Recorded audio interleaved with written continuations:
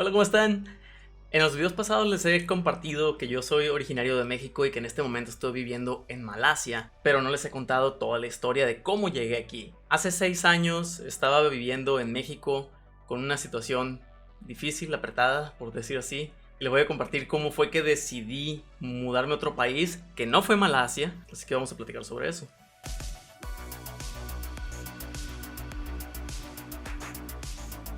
Como les decía, hace alrededor de 6 años yo estaba viviendo en México, en la ciudad de Culiacán, Sinaloa, de donde soy originario, y estaba trabajando para una empresa muy conocida de una llavecita amarilla en el área de sistemas.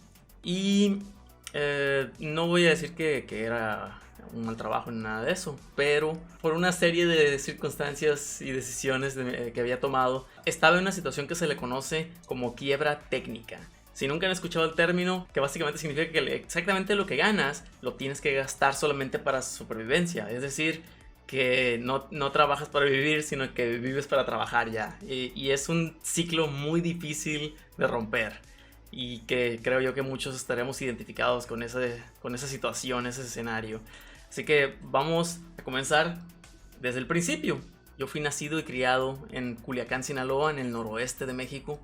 Y desde pequeño supe que yo quería dedicarme a algo relacionado a las computadoras, que todo inició por los videojuegos, que hasta el día de hoy siguen siendo algo importante en mi vida. Gracias a eso me metí en el tema de las computadoras desde muy joven. Después, desde preparatoria, aprendí a programar. Después estudié una carrera de ingeniería en sistemas computacionales. Y y desde que salí estuve trabajando, obtuve trabajo en una empresa. Esta empresa me dio la oportunidad de aprender bastante. Después viví unos 6 meses en el DF por parte de una oportunidad en la misma empresa. Después de eso obtuve trabajo en una empresa constructora muy famosa, muy conocida ahí en Culiacán.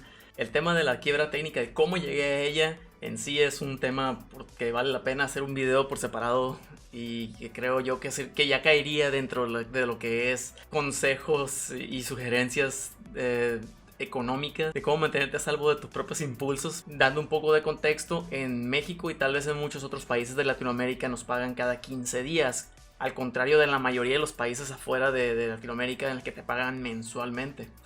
Así que mi salario básicamente estaba dividido: una quincena se iba a la casa y otra quincena se iba para todos los gastos de todo el mes. Se me iba la mitad en gasolina, porque sabemos que en México la gasolina es tremendamente cara, y la otra mitad se iba en comida, luz, agua, todo ese tipo de gastos, internet. Y yo soy una persona que estoy acostumbrado a vivir muy austeramente. Lo único que necesito es electricidad e internet, y es todo. Y aún así, como un profesionista, trabajando en un lugar en el que el salario no era malo, estaba sufriendo, estaba en una situación en la que, como decimos en México, ya no hallaba la puerta. Eso obviamente con el paso del tiempo se va acumulando y entra una desesperación muy fea. Al menos a mí me entró una desesperación muy fea de, oye, ¿cómo se supone que voy a hacer una vida si ni siquiera puedo mantenerme, si solamente estoy sobreviviendo? Estaba activamente buscando un mejor empleo, de preferencia fuera de México, fuera de Culiacán, Sinaloa, y fuera del país de México de preferencia. Si me voy a mudar a otro lugar, si voy a estar lejos de casa, que valga la pena. El candidato obvio es irnos a Estados Unidos, que es donde estaba relativamente cerca, donde había buenas ofertas de trabajo. Estaba Silicon Valley y todas las mega empresas, Google y Facebook y Samsung y todas estas empresas en las que podría haber interés. Y de repente un día me hablan y me dicen: oye, René, te tengo una oferta para trabajar en Arabia. Y yo me quedé patinando y dije: Arabia. Y no conozco esa compañía. Y me dicen: no, idiota, Arabia es un país. Y yo: caray, Arabia Saudita, el país, ok. Y lo pensé como 10 segundos. Y después dije: sí, está bien, vámonos. y la persona que me estaba hablando me dice: no, espérate, ni siquiera te he dicho qué vamos a hacer. No, vámonos, sí, vámonos. ¿Por qué? Porque inmediatamente yo sabía que por la persona que me estaba llamando, por más o menos el giro, yo sabía que iba a ser en sistemas, sabía que iba a ser de programación. Y solamente por saber que era Arabia Saudita, Mi limitado entendimiento del mundo es que en Arabia Saudita hay, hay buena fuente de dinero. Es que en Arabia Saudita pagan bien.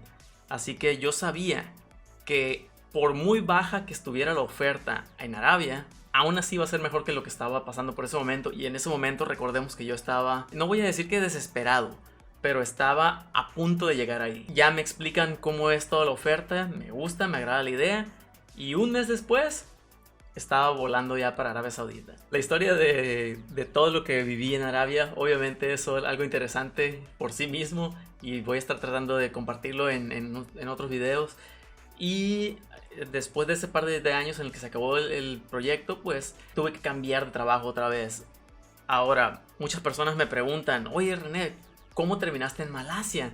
Y la respuesta es, del mismo modo en el que la mayoría de los hombres tomamos nuestras decisiones, por una chica. Y esta chica, ella trabajaba en una aerolínea y ella no era de Arabia Saudita, ella era de las Filipinas, pero estaba viviendo en Malasia porque la aerolínea tiene su base en Malasia. Ahora, en Arabia Saudita, el hecho de verte con una persona, de tener una cita, por decirlo así, es ilegal.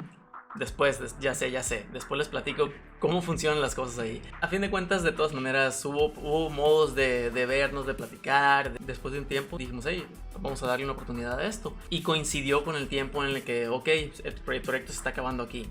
¿Qué voy a hacer? ¿Me voy para México o me voy para Malasia? Ahora, con el precedente de que la mudanza a Arabia me había ido bien, empecé a buscar trabajo en Malasia. Dije, vamos a intentarlo nuevamente porque ya estaba fuera de México. Ya tenía experiencia profesional internacional, ya había adquirido además de eso nuevas habilidades que ni siquiera sabía que podía tener. Así que obviamente me enfoqué en buscar trabajos en la ciudad donde la chica estaba viviendo, que fue Kuala Lumpur. Y casualmente, después de enviar currículo a varios lugares, me llamaron, hice entrevistas desde Arabia, hice entrevistas por teléfono, después hicimos una entrevista más y cuando se terminó el proyecto en Arabia, me preguntaron, ¿qué quieres? ¿Te mandamos a México o te mandamos a otro lado? Para ese momento yo saqué cuentas, tenía unos ahorros, tenía algo de dinero guardado y dije, ¿cuánto puedo sobrevivir si me voy a Malasia sin tener trabajo todavía? Saqué mis cuentas y dije, ok, puedo sobrevivir 3-4 meses sin trabajo y aún así tener dinero para regresarme a México. Esa era la parte crítica, porque el problema no es tanto vivir fuera, el problema es regresar. Porque los vuelos de Malasia a México son alrededor de 18,000 kilómetros. Es literalmente medio mundo de distancia. Lo cual quiere decir que cuesta bastante. No hay Volaris para ir de Malasia a México, pues. Así que tomé una decisión con un riesgo calculado. El peor escenario posible es que me mude para allá, que no consiga trabajo en esos 3 meses y me tenga que regresar. Así que agarré mis cosas, volé para Malasia. El lugar en el que ya había hecho entrevistas me había pedido que si había oportunidad de hacer una entrevista presencial, es decir, que fuera a Malasia y me presentara y me hiciera una entrevista frente a frente y además de unas pruebas técnicas y unas cosas más. Así que mi plan fue, voy para Malasia, tengo esa entrevista y sabiendo que es la tercera entrevista ya, es casi seguro que tengo el empleo ese. Y aterricé en Malasia y al siguiente día me marcaron. Y me dicen, oye, no podemos hacer la entrevista antes. Fui, hice mi entrevista, me hicieron una oferta como a la semana y a menos de 15 días de haber aterrizado en Malasia, ya tenía empleo. Así que de ahí pasamos del peor escenario posible al mejor escenario posible. Obviamente de nuevo ahí entramos con el tema de la toma de decisiones, de cómo evaluamos, todo se reduce a qué queremos hacer. ¿Qué quería hacer yo? Yo quería vivir en Malasia, eso es lo que me importaba. ¿Y cómo lo iba a lograr? Poniendo tiempo para buscar trabajo, tratando de estar en forma, de estar preparado para las entrevistas, maximizando mi tiempo, incrementar las posibilidades de obtener un empleo estando ya en Malasia. Ahora, vamos dando un poquito para atrás. ¿Cómo fue que me cayó la oportunidad para irme a Arabia? Esa oportunidad me cayó gracias a la empresa constructora en la que había trabajado un tiempo antes. Ahora, gracias a que trabajé ahí y a las personas que conocí ahí y a mi trabajo, la oportunidad de Arabia fue posible. De modo que a pesar de que fue un momento muy oscuro en mi vida, a la vez me abrió las puertas para cambiar mi vida para bien y para descubrir el mundo.